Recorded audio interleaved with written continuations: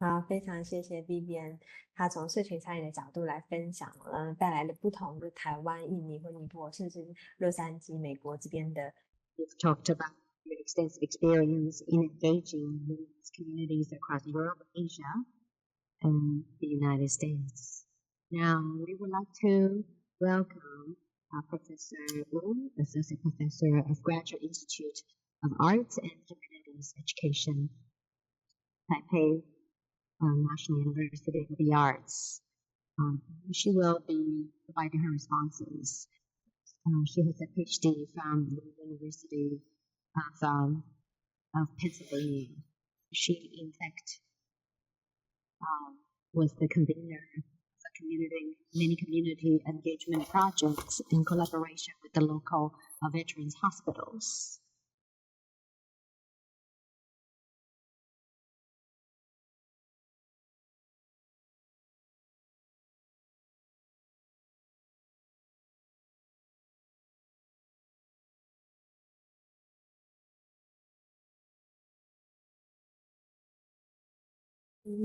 OK，好，那我想先谢谢 Dr. Vivian Lin，我觉得非常Dr. Vivian Lin, thank you for your wonderful presentation.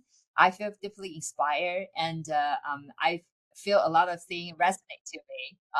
那是好，那接下来我就用中文的部分，我想很多线上 I would like to offer my comments in Mandarin Chinese, since the majority of the audience today speaks Chinese. About the wide range of communities she's been working with. Over the past 20 years, she's been engaged with all these local communities to organize participatory media workshops, including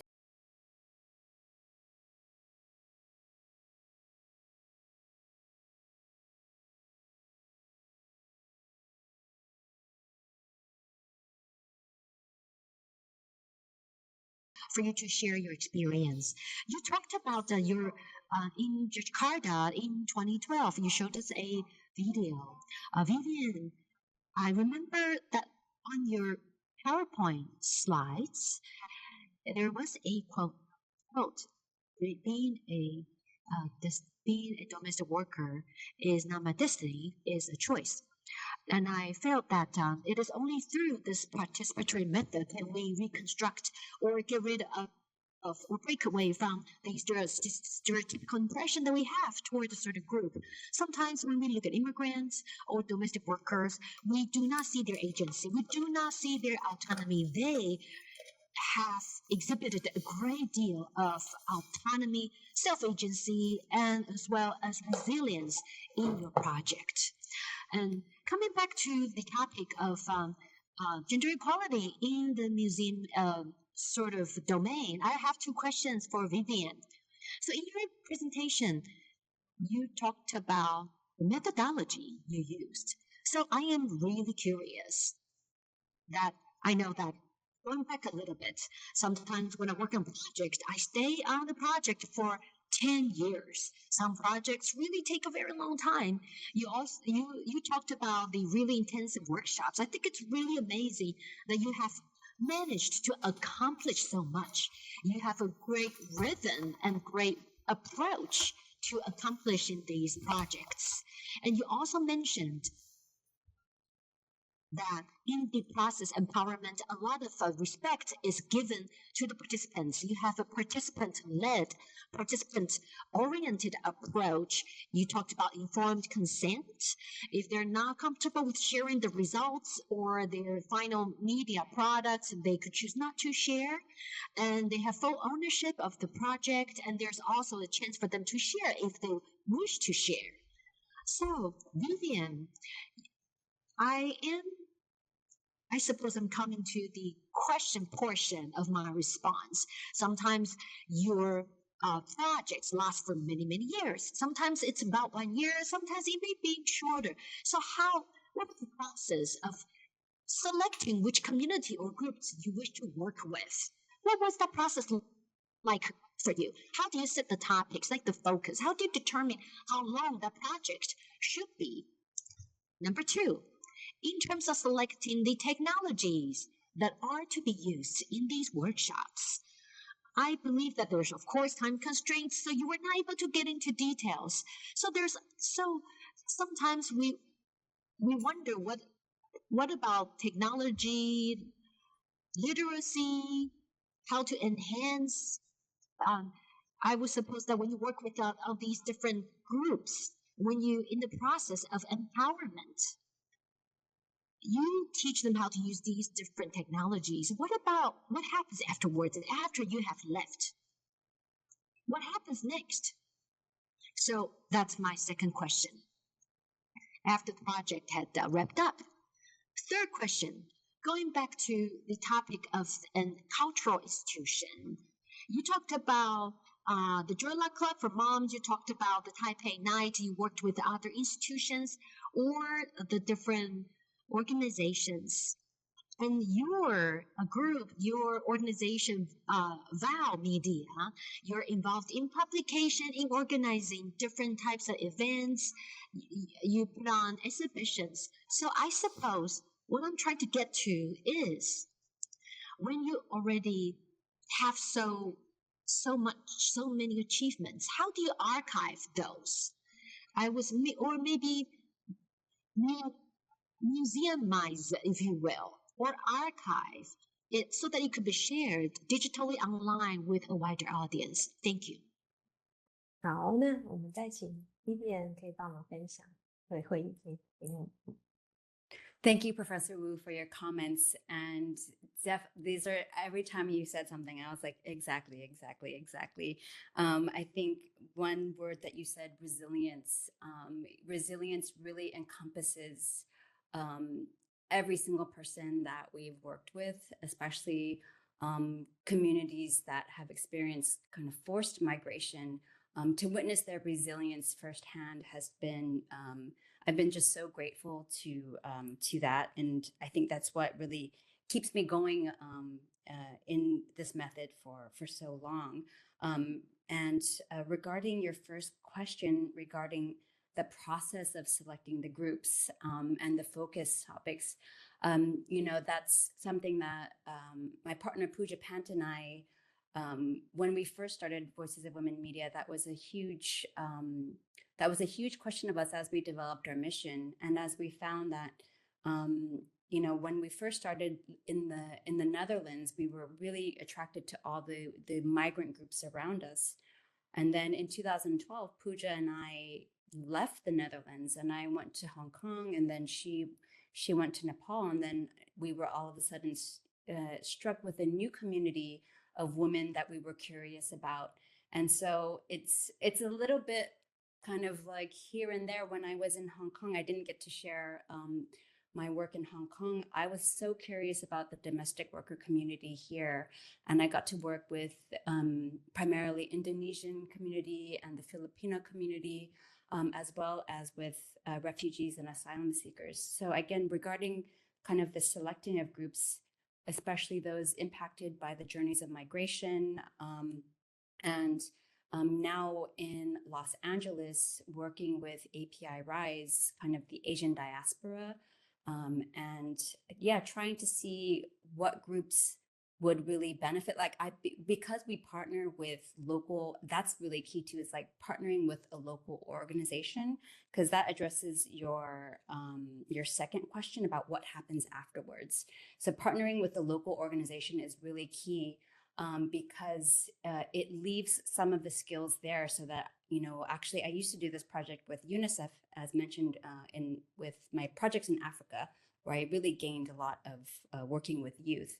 And I felt that no shame on UNICEF. I loved the program, but I felt that we were literally kind of, parachuting in and kind of bringing in the tech and then taking it out. And eventually they started to adopt this model called Train the Trainers, where they would ask local filmmakers to serve as our kind of co-facilitators or be interpreters on our projects, so that the foundations could be there. And that kind of leads me to regarding the technology as well, because we're teaching filmmaking, and so you think, okay, well, there's no cameras, we can't make a film, but what we're teaching is the foundations of filmmaking. So it's understanding cinema language, it's understanding composition of shots, it's understanding where you would make an edit, or especially with, you know, a very intensive workshop, making just a one-shot video in 60 seconds with no edits, like very, very simple, very easy, and very fun. And so I even tell my students in colleges that I am not teaching you to become a master of a certain camera or become proficient in a software. Like, if you want to learn the software, you can learn that yourself. But what I am teaching you to do is how to use these tools to tell the story. And then regarding your third question about the archive, oh my goodness. Actually, this is a big question that, you know, last year when Pooja and I were working together on camera rolling in Nepal, Pooja has an amazing team of kind of network hacker crew. And so we're dreaming up, you know, some sort of digital database. And, you know, a lot of our work, and when we started, are burned onto DVDs. And, you know, we started out making physical publications. So the collage you saw of the red light district, that actually was a poster, and that folded up to house a DVD. And for the Taipei project, it was a DVD booklet, and it unfolded to have postcards of the photographs from the women. I should have brought it to show you. And so a lot of our earlier work is physical analog media. And so it's very impossible to share those right now. So yeah, I mean, the talk of an archive has been definitely on our wish list. Actually, with this API Rise project, I'm trying to apply a lot of the learnings. Now, for example, I've embedded 2 of my student facilitators to keep working with the organization while I'm gone this year, and that hopefully when I'm back, that we'll continue doing future media workshops in connection with the class. And also, one of my students is going to be working on creating a website to house these projects. But that being said, because of the precarious nature of many of our participants, we are very hesitant to put them online, because once, as we all know, once something's online, it's impossible to take it off. And so having kind of opportunities to share work, to have little screenings, and then to let people sit on it, and then get back to me, say, actually, no, I don't want to show this anymore. And we haven't had that be the case, but I'm just still very much worried, because, you know, it's such personal work that to put them online kind of into that giant abyss that is YouTube makes me really worried. But we do have a lot of our works are digitized, and they're just private links. And so Pooja and I can share when needed. 所以我现在邀请大家，就是那个我们的Marian 跟 Lorian 还有宝妮老师，然后还有我们的国父纪念馆一起到我们的舞台上面，然后我们做一个综合的讨论。那因为也跟大家参与者说一下，就是说我们今天的议程可能可以再稍微晚个快10分钟结束，可能会到4点40分，最晚。好，那所以今天很高兴哦，就是说其实我们的请来的3位讲者其实是从不同的。 There will be plenty of time for Q&A. So today we have heard different perspectives. We have heard an institutional perspectives from the Rijksmuseum about reframing gender narratives in the National Museum. And Vivian talked about participatory video and media workshops to engage and empower women communities and extending to men as well. Through their sharing, we see that there are different approaches and methodologies to advancing and enhancing gender equality issues. We know that we have already received quite a large number of questions on Slido. Now, I would like to synthesize and summarize some of the questions we have seen appearing repetitively.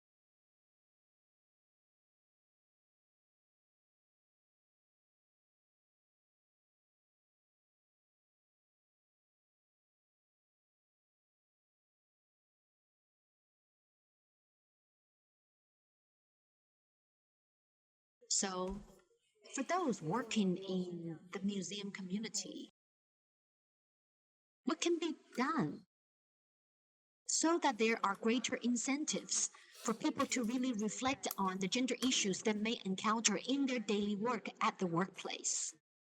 So this is a question that's raised by several participants. How do you actually go about initiating a project like that within an institution?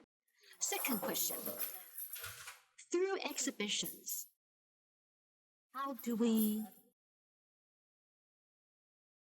tell the stories? I mean, we would like to learn more about concrete examples. These are broad questions, to be honest. However, they all point to one direction. And I think this question goes to all our three keynote speakers. I suppose the question can be boiled down to whether you're using media, whether you're using a shared seminar, whether it's through exhibition.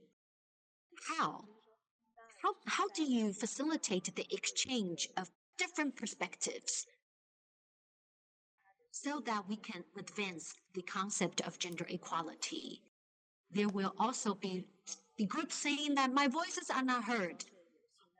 Or there are voices, men saying that why do we need to always highlight women's issues? What about men's voices? Let's say you're in a meeting or in a panel or roundtable discussion like that. There's opposing views, and there will always be and continues to be. How do you go about approaching that? Has it ever happened to you? How do you coordinate? How do you, I suppose many participants raised questions pertaining to this point. How do you open it up for diverse discussion? So I suppose after looking at so many questions, this would be like the general direction that we would like to address. Number two, how do you make the impact last? Sometimes we live in our own social bubble, if you will. Sometimes we gather together with like-minded people, and you tend to believe that this is the way that the world operates. How do you break through your own social or workplace bubble and reach out to those who are in their own bubbles, who are outside of your bubbles? You've been working on these projects for years and years. What was your method of reaching out? And in community-based projects, Vivian said that she adopts a process-oriented approach. Now, let's suppose that there are very fruitful results. The results are being shared with like-minded communities. How do you create greater ripple effects so that it could be shared with the greater society? This is a question that some participants raised on Slido. So I suppose, how do you create ripple effects that's lasting and sustainable, that will lead to actual changes? And here's another question for Vivian. Vivian, you worked extensively with local communities. There are differences among these groups and communities. For example, even with immigrant groups, they are very different. Do you find conflicting points? And I would suppose that you would need to adjust your approaches when it comes to different groups that you work with. Tell us about your personal journey and experience. And Marian and Lorian, maybe we'll start with you. Any thoughts?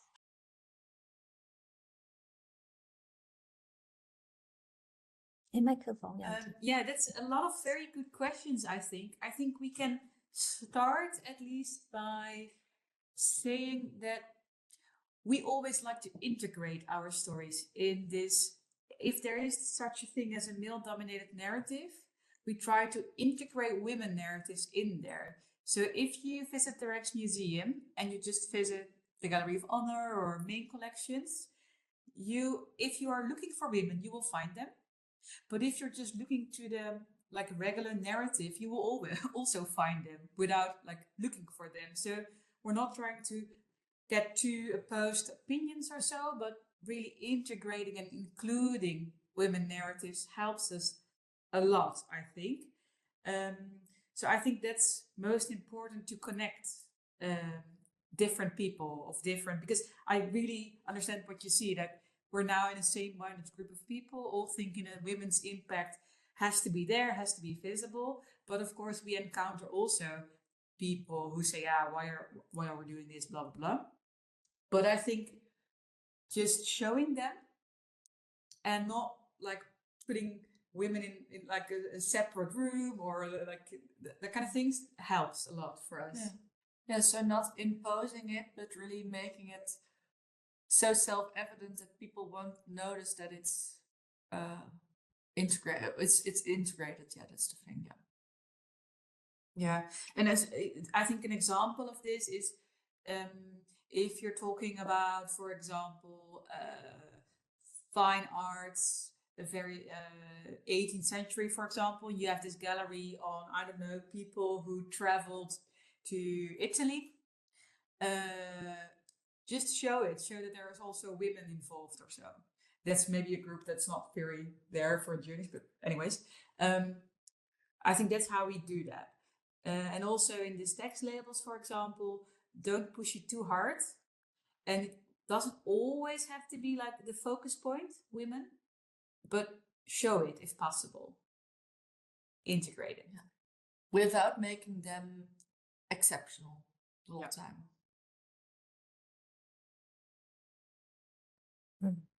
Is that at least an answer a bit maybe to one of the questions?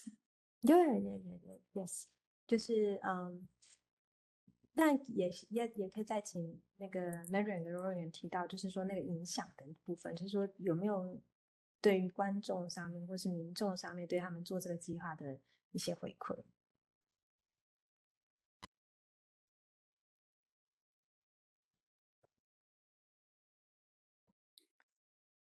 So yes, well, we, for example, with our last symposium and the one before, we introduced the new labels that we had made in the galleries for the 18th century and before that in the 17th century. And during the symposium, there was one part of the program was that people visiting the symposium could go there and see the new labels and give us feedback on it. And so we gathered the feedback after the symposium, and then we'll try to implement that with the next round of changes. Yeah, and we do see that because we have different products, so to say, we try to really get attention from all parts of society. So children's, academics, and all in between, kind of. So therefore, for example, we also are looking for new ways to invite the audiences to look at our project, see our project. So now we have also this public lecture, an annual public lecture, in which we will dive into one subject, inviting one speaker from out of the museum. And a very broad audience, not only academics and museum roles. Also to have more of a Q&A possibility, because I think it's a good question. We have all kinds of ideas, and getting really in touch with the public is, if you're in this big institution, it's quite hard. So we are looking really into new ways and different or various ways to do that. Yeah.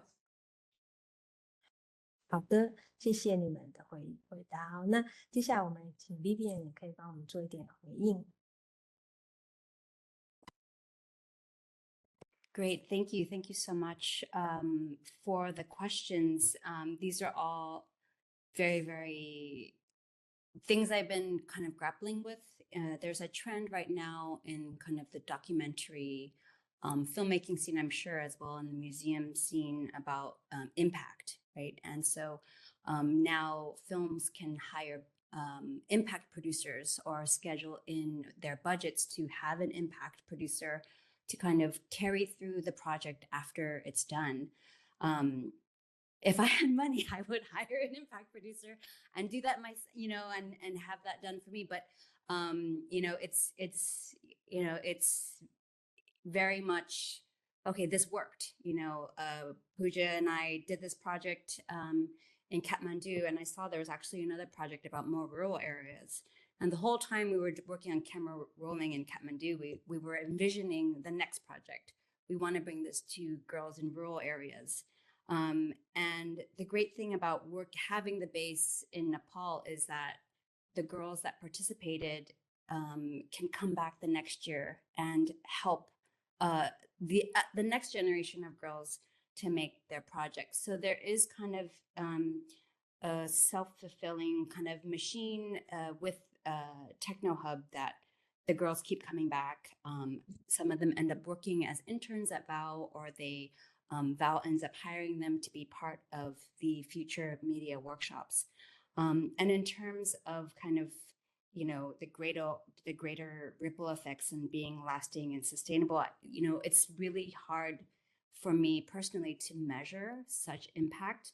And so what I like to remember are the anecdotes or the stories of, you know, when my participants had like an aha moment, right? For example, in Taipei, one of my participants had been an immigrant but was living in Taipei for 9 years. And she would get dropped off by men in her family to the workshop. And the workshop was 3 hours long. And then one day, after maybe 2 or 3 weeks in, she said to us, "Can you show me how to use the subway?" And we said, "Huh?" And she was like, "Yeah, you know, my husband or, you know, my brother-in-law, they're waiting for me.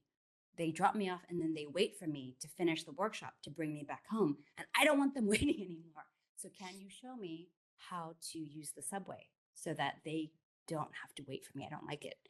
And so having these kind of small aha moments and anecdotes, for me, that small little ripple is just so, that's so important. And I value those much more than, of course, it'd be great if like a lawmaker saw our film and said, "I'm going to change this law to do this." But, you know, when I get these smaller stories of empowerment or, you know, just kind of agency, that's really, really strong for me to hear.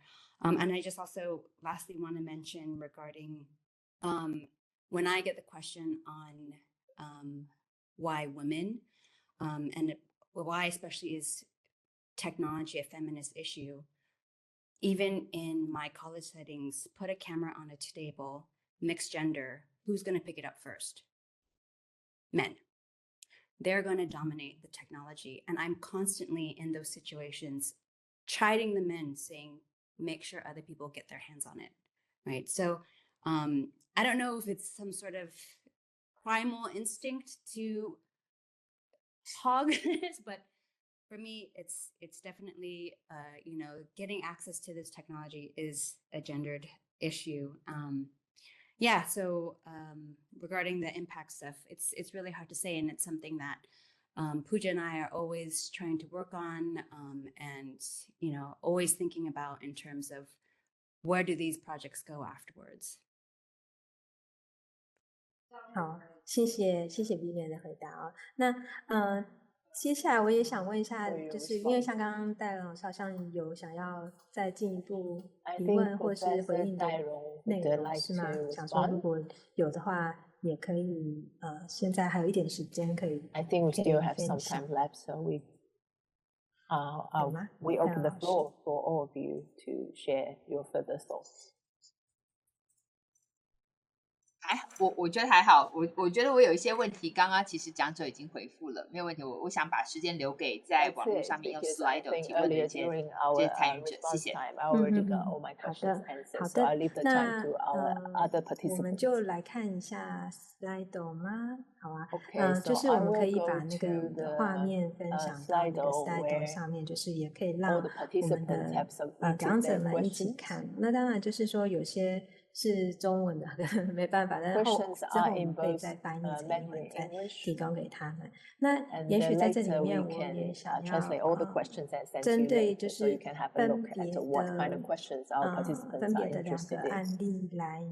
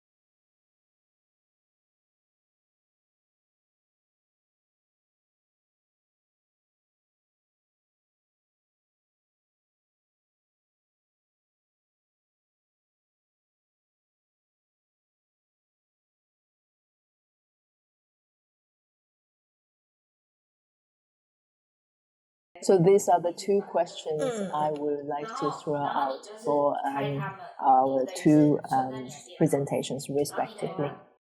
So I would like to invite Marianne and Hogan to respond first. 谢谢，就是有看到吗？ Yeah, and the objecten. Okay.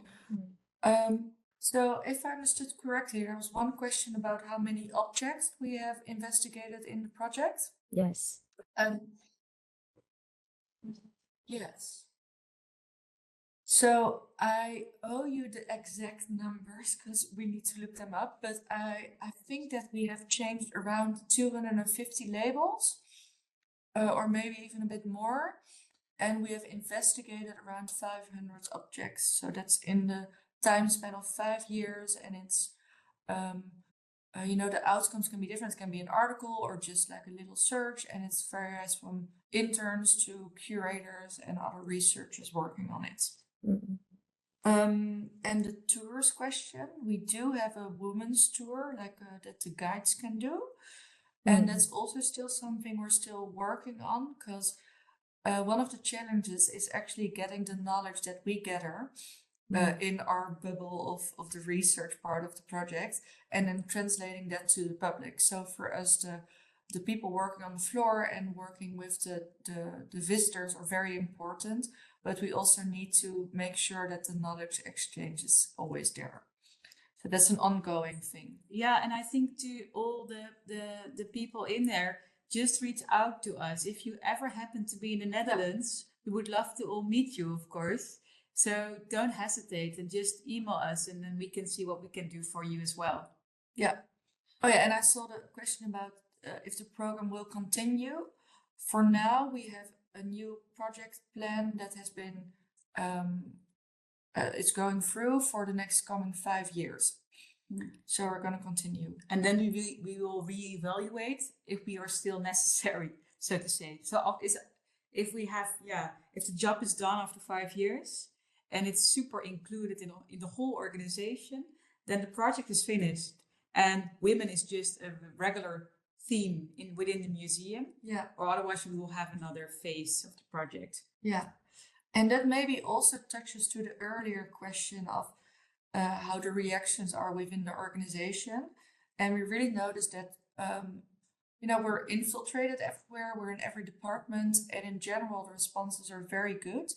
In the beginning, sometimes you had to really convince people of the necessity, but nowadays it's going quite well.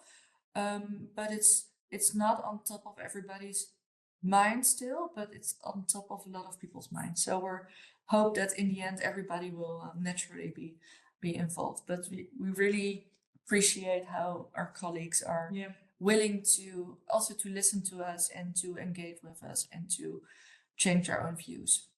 Yeah, and I see here about the slavery exhibition. That's a really compliment. Thank you for that, to comparing us to the slavery exhibition, because that's our close colleagues who work on that, who have worked on that, and some of them are also in the Women's Project. So I think slavery and the Women's Project are, of course, very different projects, but I think it shows that we as the Rijksmuseum really look what's happening in society and also what's happening in academia and respond on that, or sometimes make it a point on the agenda ourselves. So I think that's really, really what we are. That's really in our identity, I would say. Getting in touch with society and inspiring and also very needed projects to get everybody involved in the museum. And I think slavery and the Women's Projects are good examples of that. Yeah. 好，谢谢 Marian 跟 Lorian， 就是他们已经把很多问题都回答到，就是一起回答，很棒。好，那接下来我们请 Vivian 也可以帮我们回应一下。Thank you so much for the question. This is not only pertains to API Rise about the precariousness of participants' migration status, as also keeping their identities anonymous, especially actually with the Camera Rolling Nepal project.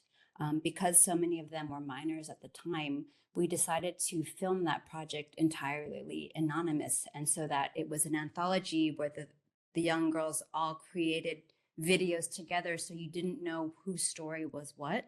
And we purposely concealed any identifying features.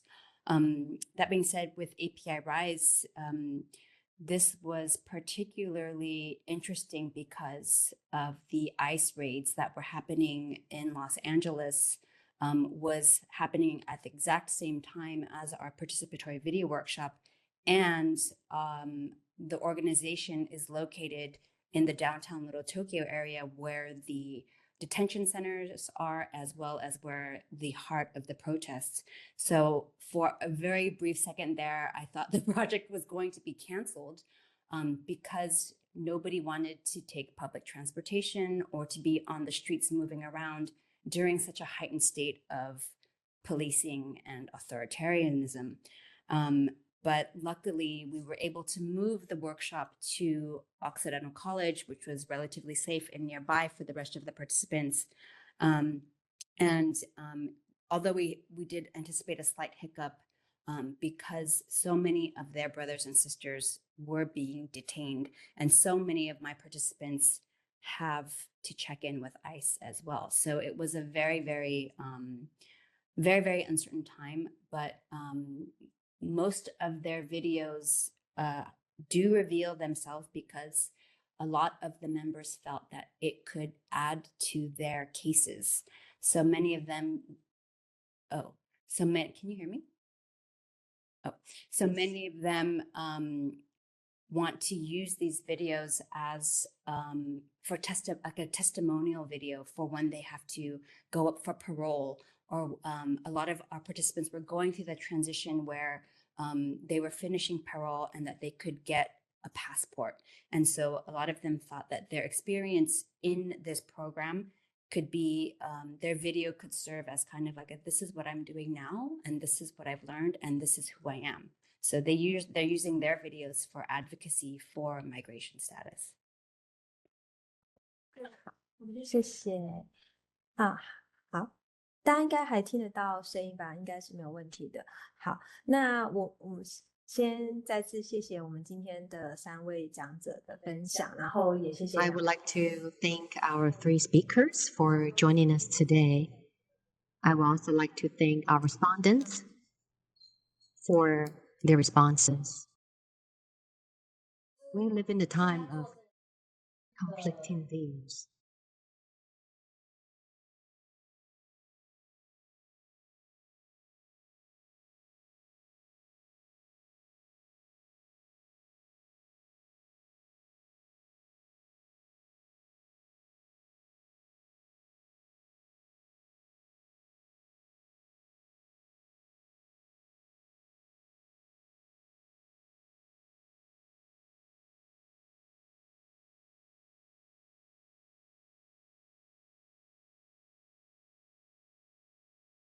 And I would like to thank Vivian for sharing your experience with us for marginalized groups, for groups with precarious situations.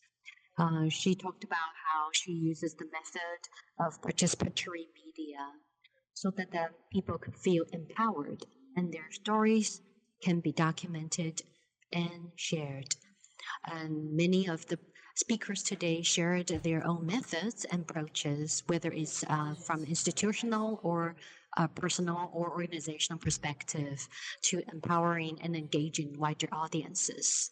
And I would also like to thank 2 professors who have served as the respondents. I would like to thank them for their enthusiastic participation and active input. Above all, I would like to thank the organizing committee, particularly the excellent staff from the Dr. Yat-sen Memorial Hall. I would like to thank them for their tireless efforts in organizing today's webinar. Now, before we call it a day, I wonder if anyone would like to add anything. Hi, this is from the Memorial Hall. I would like to thank today's moderator, Professor Wen-Ling, Thank you for steering and coordinating the discussion today.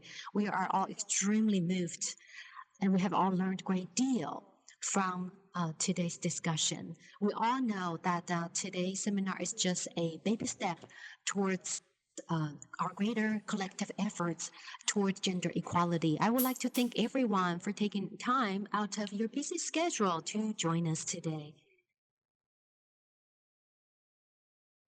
Thank you.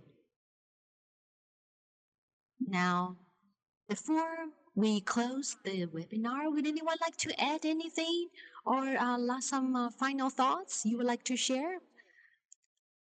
Professor In. I would like to provide some feedback.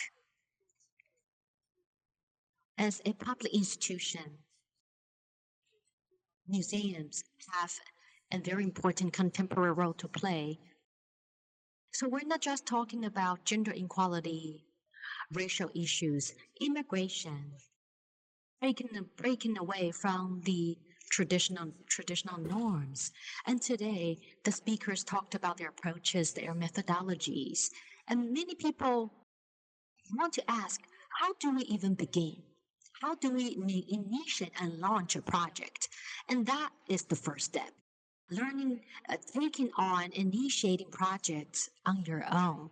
And I think we have learned a great deal today. I actually have other questions. For example, with Rijksmuseum, have you influenced other museums in the Netherlands? But too bad, I know we run out of time. What is really important today that this forum is a platform in itself. And I hope that in the future we will have more exchanges like today's. I would like to thank you all. Thank you. Professor Wu, would you like to add a few thoughts? Yeah. I would like to thank Professor Lin, the moderator, and the Dr. Yat-sen Memorial Hall for organizing this webinar. And I just want to say that whether it's Vivian's sharing or it's the Rijksmuseum's case studies, I think what we really learned is that what matters is taking that first step. Maybe changing the label to an artwork, or maybe as Vivian shared, like taking the guerrilla approach. Maybe it's sporadic, but at least you have impacted that individual participating in the program. And I think in the process, there will be tension, there'll be challenges. And then our Rijksmuseum's two speakers have talked about that women's rights were fought and won.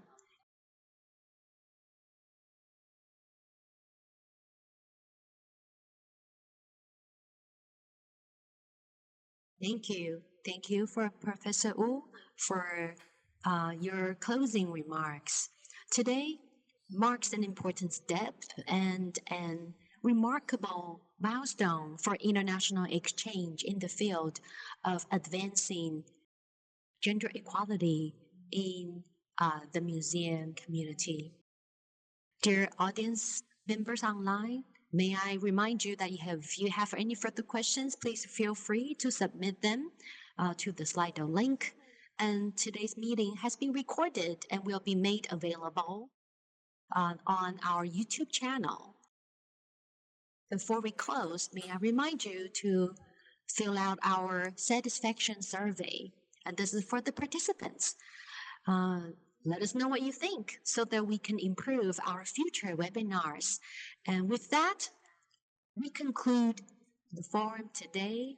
I know that the Moon Festival is coming up tomorrow. So I would like to wish everyone a happy Moon Festival and have a great weekend. And we hope to see you again soon.